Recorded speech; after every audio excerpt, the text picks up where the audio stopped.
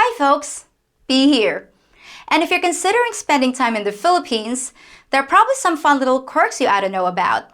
I've done a few videos like this and you guys really seem to enjoy them because I get an overwhelming number of comments from people saying, yes please, do more. So here we are with a whole bunch more stuff that will surprise you, shock you, or make you laugh.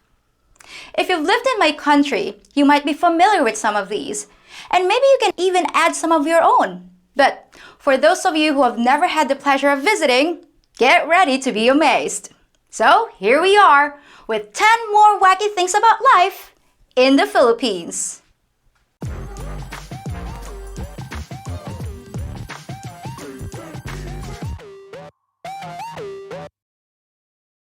Who are these people? You know how Christmas is a time for giving? Well, get ready to do a lot of giving to strangers who knock on your door. Yep, our Christmas is like your Halloween, where people can show up at your house from a day or two before Christmas until a day or two after. Instead of saying trick or treat, they say Merry Christmas and wait for you to give them either money or food. They can be neighbors or they can be strangers, but you're expected to either give them a few pesos or a doggy bag of food, usually spaghetti or rice. Filipinos usually prepare these doggy bags in advance, so there aren't strangers hanging around in your kitchen while you're cooking. It's extremely rude and extremely rare to refuse the visitors, and any family that has to say, "I'm sorry, but I have nothing to give you," will face great shame. So we always find a way to have a few bags of food ready to hand out. Maybe that's why most Filipinos don't put up many decorations for Christmas. We're pretending not to be home. Now, if you go to someone's door on Halloween and say trick or treat, you're gonna get stared at like you're a crazy person. And if you're wearing a ghost costume, be prepared for some screaming and the possible appearance of a machete. It's hot outside. Want some cold water? Well then, you're in luck.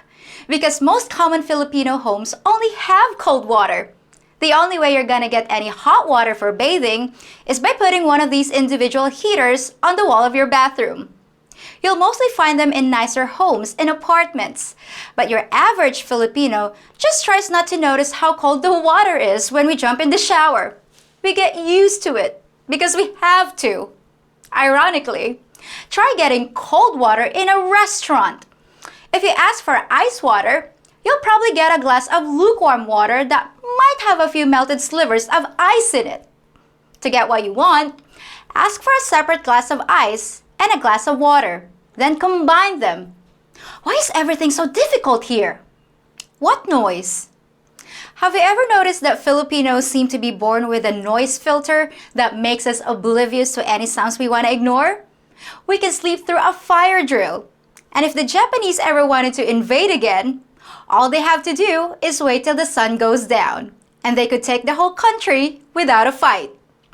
I hate to tell you, but one of the first things you'll notice about living here in the Philippines is that you have no right to peace and quiet. If your neighbor has a pack of barking dogs just inches from your bedroom window that always get louder as it approaches 3 a.m., you're pretty much expected to just deal with it. Filipinos don't even hear it. And if you complain about it, you're the obnoxious one. So all those sounds that bother you, like the blaring music at the restaurant or the loud motorcycle in front of your house, are things you're just gonna have to put up with. Now, if you're really ticked off, you could always go to the barangay captain, who's the local law enforcement, to plead your case. But if you do, you're gonna end up with a reputation as the foreign troublemaker. So it's probably better to invest in a pair of earplugs. Just don't look for them in any Filipino stores because we've never heard of earplugs. Yes is yes, yes is no. Filipinos hate to say no. For some reason, saying no makes us feel very uncomfortable, no matter what the question is. If you ask a Filipino if they know where something is, they'll probably say they do, even if they don't. That's why you don't want to ask someone for directions here, because instead of admitting they have no clue, they'll say yes and give you directions to a vacant lot. You could walk up to a Filipino on the street and ask them if they've seen your runaway pet elephant. And they'll not only say yes, but they'll even point you in the direction it ran off in. One time, I was at the mall, looking for people to interview, and I asked these two men if I could film them for a video. Both of them said yes, and then turned away and started to walk off. Now I know how Filipinos are, but it even surprised me. So I caught up to them and asked again. Same thing, they both said yes, but took off even faster this time. I must think like a Westerner, but my first reaction was, why do that? If you don't want to be interviewed, just say no thanks. Why do we play these games? And if it irritates me, I can only imagine how it's gonna irritate you. So don't bother asking Filipinos yes or no questions. The answer might be more complicated than you can imagine. I can't believe you just said that. For a culture that doesn't want to offend, avoids shame, and hates to say no, some of the things that come out of our mouths are gonna shock you. Don't be surprised if a complete stranger walks up to you and asks you why you're so fat, or wants to know what race you are. People you just met think nothing of asking your marital status, how much you make, or how old you are. We say things that'd be completely inappropriate in the West, and we do it with smiles on our faces. But the important thing to remember, after you get over your momentary shock, is that we don't mean to offend. In fact, we're just trying to be friendly and incredibly nosy. Because in our culture, being nosy is like breathing. It's perfectly acceptable. We do it without thinking, and we act like it's necessary for survival. The Fairly Oddparents. Isn't it heartwarming when a couple has a child and asks you to be the godparent? It makes you feel special and lets you know that they value you, not only as a special friend, but as someone they trust to raise and nurture the child, especially in case something should happen to the parents. It's a title that some people never receive, and you should be honored to be asked. Well, here, not so much. Kids can have as many godparents as stars in the sky, and your only duty will be to buy the kid birthday and Christmas presents. New parents often run around town asking everyone they see to be their child's godparent. Of course, asking 100 people to be godparents is just a pyramid scheme of goodies for the kid. So don't be a sucker. Learn to do something Filipinos can't, and just say no.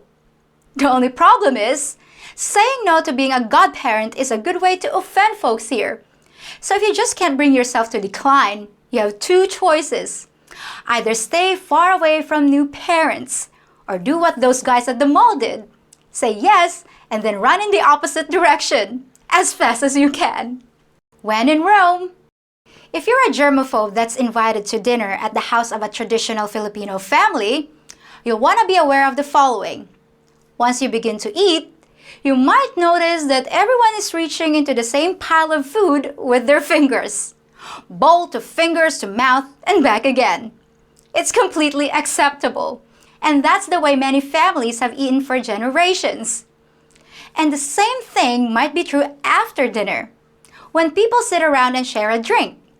You could be passed a glass that's just been pressed against the lips of 5 other people who are now looking at you to partake. Hopefully, in these times of pandemic, these practices have been put on hold, but I wouldn't count on it. You might want to ask your wife or girlfriend what the deal is at her house before you accept the invitation. If not, you may find yourself in a very uncomfortable position. Bottoms up! Hotel California. I certainly hope that your time in the Philippines is a happy, healthy time. But sometimes accidents happen. If you have to be admitted to a hospital, you might think you've entered the Hotel California because you can check out anytime you like, but you can never leave until you've paid your bill. Medical care often has to be paid up front. No pay, no stay. If it's an emergency and you're found bleeding out by the side of the road, you'll be brought up to the hospital and given life-saving care. But if you can't pay the bill, you won't be allowed to leave. You know those guards at the door? You have to show them your discharge papers and prove that you've settled up with the hospital by showing your receipt. If you can't, you're not going anywhere. If you have insurance that's acceptable to that particular hospital, they might accept it. But if you find yourself out in the provinces at a smaller facility, you better pray you've got some cash in your pocket or know someone who does. If not, you'll have to negotiate any way you can. Sign a promissory note, sell your glass eye, pawn your mother-in-law. However you have to do it, you have to do it until the hospital is satisfied. Otherwise, you're about to experience real hell. A life of Filipino hospital food until it's just your ghost wandering the halls. Making the cut. How would you feel if you were standing in line for an hour, waiting to make a purchase, and you finally made it to the front of the queue? Then out of nowhere, some unknown person steps in front of you and hands their items to the cashier. Oh, I know what you do back home. You'd confront the person or alert the cashier who saw what happened and wouldn't serve them anyway. And if all else failed, you'd take matters into your own hands and hand them something that matters. Either way, it just wouldn't happen.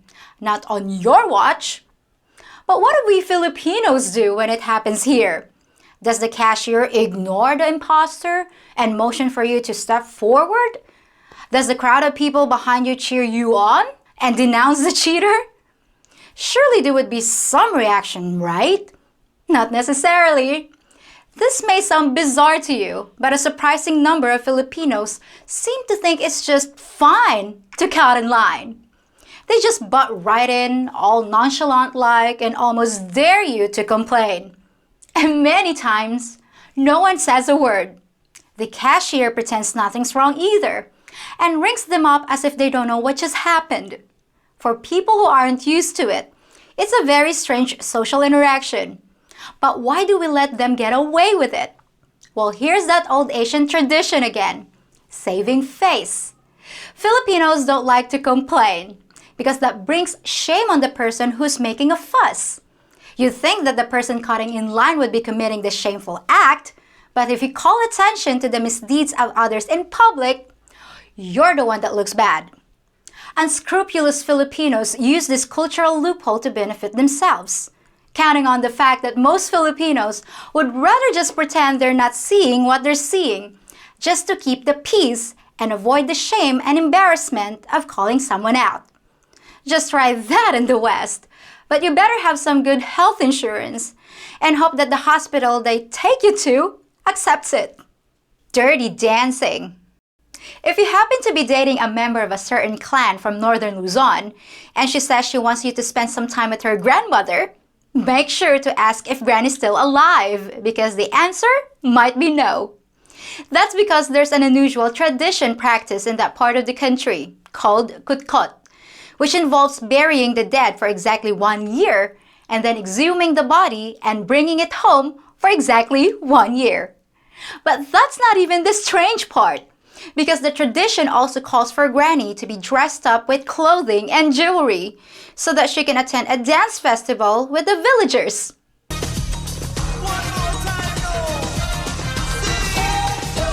After being buried underground for a year, that's what I call dirty dancing. Well, I hope you enjoyed our little foray into Filipino costumes and culture. And since you folks enjoy these so much, I'll be sure to bring you another one soon. Till then, have a great week, and I'll see you in just a few days.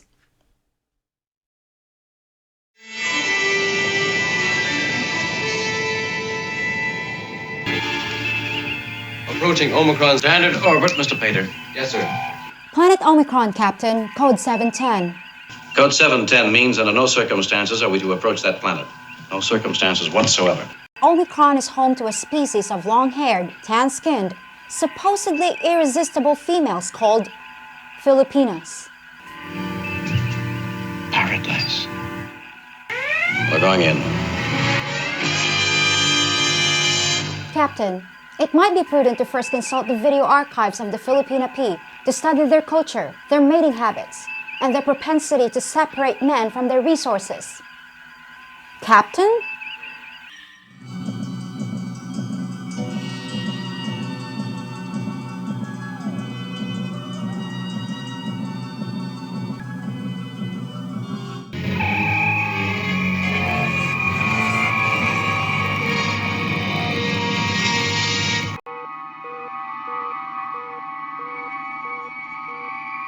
Problems, Captain?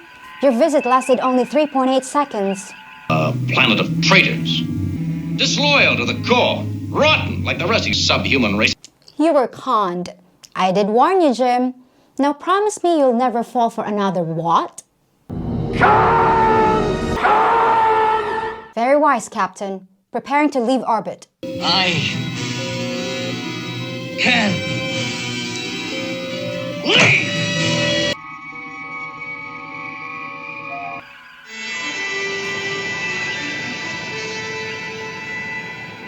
Captain's log, supplemental. The captain has inexplicably returned to the planet's surface. His final transmission was a hysterical, almost incoherent plea for millions of something called pesos.